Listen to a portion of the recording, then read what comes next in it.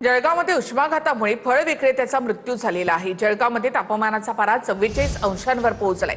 उष्माघाताने मृत्यू झाल्यास 10 लाखांची मदत द्या असं खडसेंनी अशी मागणी केली आहे। जळगाव जिल्ह्यात उष्माघाताचा पहिला बळी गेलाय। पाचोऱ्यातील 34 वर्ष फळ विक्रेत्याचा मृत्यू झालाय।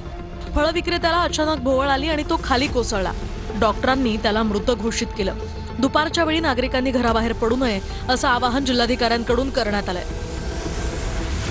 तर उष्माघातामुळे मृत्यू झाल्यास 10 लाखांची मदत द्यावी अशी मागणी एकनाथ खडसेंनी केली आहे। मुख्यमंत्री आणि मदत व पुनर्वसन मंत्र्यांना पत्र लिहून खडसेंनी उष्माघाताला नैसर्गिक आपत्ती म्हणून घोषित करण्याचीही मागणी केली आहे। जळगावात तापमानाचा पारा 44 अंशांवर पोहोचल्यानं केळीला मोठा फटका बसतोय। उष्णतेमुळे केळीचे घड पिवळे पडतायत। केळीच्या घडांना प्लास्टिकचं तसंच पेपरचं आवरण लावून केळी वाचवण्यासाठी शेतकऱ्यांची धडपड सुरू आहे।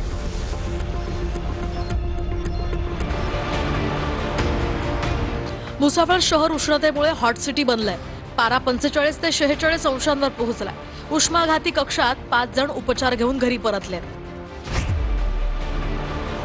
तर गोंदिया जिल्ह्यातील तापमानाचा पारा 43 अंशांवर पोहोचलाय। त्यामुळे दुपारच्या वेळी रस्ते ओस पडले। रुग्णालयांसह प्राथमिक आरोग्य केंद्रांमध्ये उष्माघात कक्ष सुरू करण्यात आले। नागपुरातील तापमानही 44 अंश सेल्सिअसच्या पार गेले। या उन्हामुळे दुपारी नागपुरातील रस्तेही ओस पडले।